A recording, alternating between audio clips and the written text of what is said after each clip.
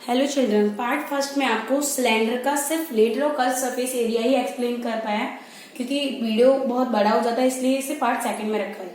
तो curve surface area आपको समझ में आ गया कि आपने कवर किससे कर रखा है। तो ये बैंगल्स मैंने आपको अभी समझाया था उसमें पार्ट फर्स्ट में, बैंगल्स के ऊपर बैंगल्स, बैंगल्स के ऊपर बैंगल्स रखकर आपको कौन सी शेप मिल रही है, सिलेंडर की।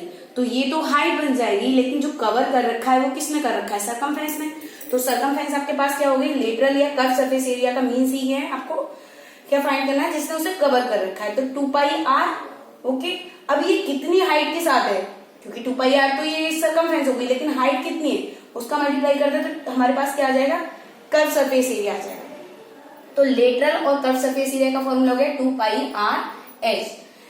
नेक्स्ट है आपके पास T मतलब total surface area. Total surface area आप जब फाइंड करेंगे तो उसमें आप कर्व सरफेस एरिया जो आपने लिया है उसमें बेस और आपके पास ये दोनों आपके पास क्या है, सर्कल फॉर्म में। तो टॉप एंड बॉटम जो है सर्कल, उनके एरिया को और ऐड कर देंगे। आपको एग्जांपल आपको पहले ही बताया था, जैसे सिलेंडर तो कवर करने वाला आपने 2πr(h) हो गया कर्व सरफेस एरिया। अब आप क्या करेंगे, बॉटम एंड टॉप का जो एरिया है उसको भी ऐड कर देंगे तो हमें मिल जाएगा टोटल सरफेस एरिया। तो टोटल सरफेस एरिया आपके पास क्या हो जाएगा, curve surface area plus circle का जो एरिया, इस वाले सर्कल का एरिया πr², सेकंड वाले का भी सर्कल का एरिया πr²। तो इसका मीन्स क्या हो गया, हमारे पास कितने हो गए πr², 2πr²। और कर्व सरफेस एरिया क्या है हमारे पास 2πr(h). तो 2πr(h) प्लस 2πr², दोनों में हमारे पास क्या कॉमन है, 2πr। यहाँ से भी 2πr, तो 2πr बाहर ले लेंगे तो यहाँ से h बचेगा। यहाँ पर r की कितनी इंडेक्स थी, 2, तो एक बाहर आ गई तो आपके पास क्या बचेगी, एक r बचेगी। तो हमारे पास टोटल सरफेस एरिया का फॉर्मूला हो गया 2πr और ब्रैकेट में h प्लस r, ओके। तो curve surface area, total surface area. अब नेक्स्ट है हमारे पास वॉल्यूम। तो V मीन्स वॉल्यूम। वॉल्यूम का फॉर्मूला होता है बेस एरिया मल्टीप्लाई h। तो बेस एरिया क्या है, बेस का एरिया क्या है हमारे पास, सर्कल। तो एरिया ऑफ सर्कल फाइंड करेंगे, ये सर्कल के लिए बनाया है सिंबल सर्कल।